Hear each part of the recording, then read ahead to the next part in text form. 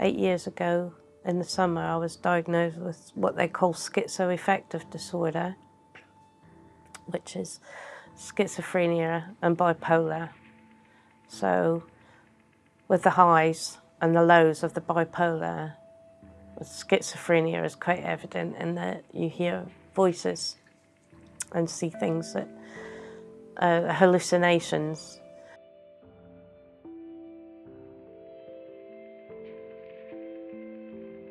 I didn't know what it was. You know, I actually thought it was my thoughts.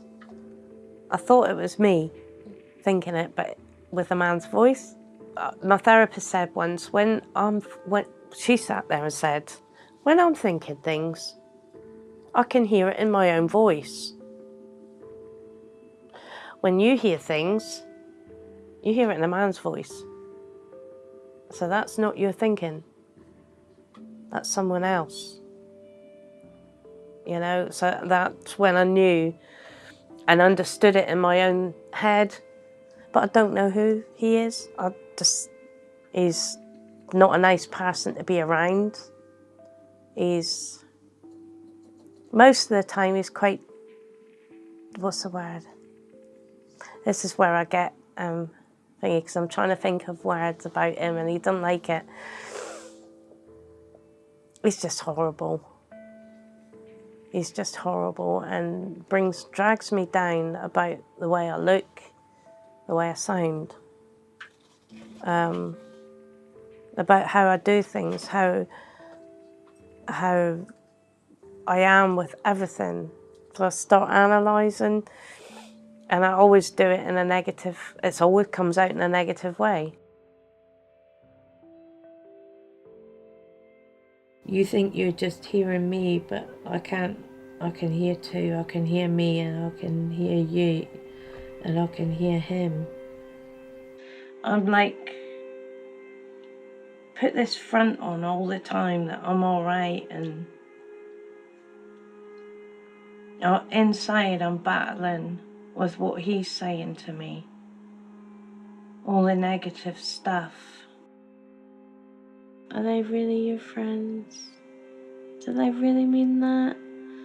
And it like triggers off things that have gone off from my past, do you know what I mean?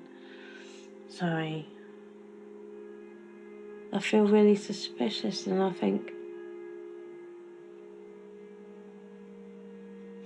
it's the people, certain people. And that's when the horrible thoughts then pick in.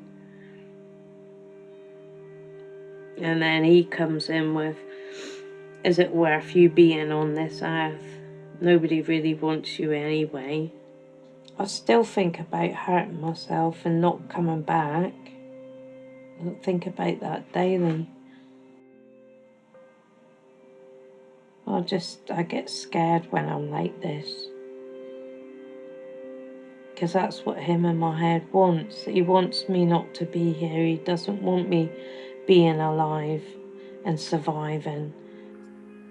Going back to when hearing him first off, that's when the hurting myself was happening. You'll feel better for it. You'll feel much better for it when you do it, hurting yourself. When I was 7, that's when I first started self-harming. So it started off with me actually biting myself, claw at my legs with my nails and make them bleed. Last time I self-harmed was last January, on my legs, tops of my legs with a knife. I didn't like not doing it because it's not what I'm used to. It's not what I've, since a young age, conditioned myself to do. I didn't want to do it. I don't want to do it, but sometimes the need to do it is greater than the need not to. I'm not very good at taking advice. Like the hospital, the doctors and that will always say to me, they'll always say, oh, phone us up when if you're not feeling very good, but I never do it. I just sit here and I'm trying to keep focused on all of this and trying to be positive. I try and push myself to do therapy things like making the teddy bears and things like that. And like I was going through a bad time on all the animals that I made up there. Not all of them, because I didn't make all of them, they're too good. I look at it and I think, I've done it years. It was a shitty day I come through. See, it's like a tail, can you see? It's hard fighting it every day and not letting him in my head win.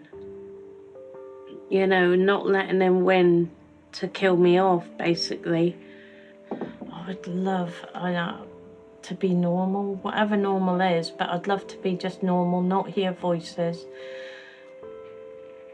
and just be like normal. That is my battle. Is fighting to stay. I wake up in the morning, I think I've got to stay alive today. I've got to stay alive and not do anything stupid. Because it sounds like really silly, but I want to live. I want to live so I can sing. I want to live so I can do like my photos to sell up at the zoo, because I know I'm helping people. I suppose it's like, you know, when somebody does a good deed for someone, it makes them feel good, doesn't it? And I suppose that's what it is, making me feel good. I'm helping someone.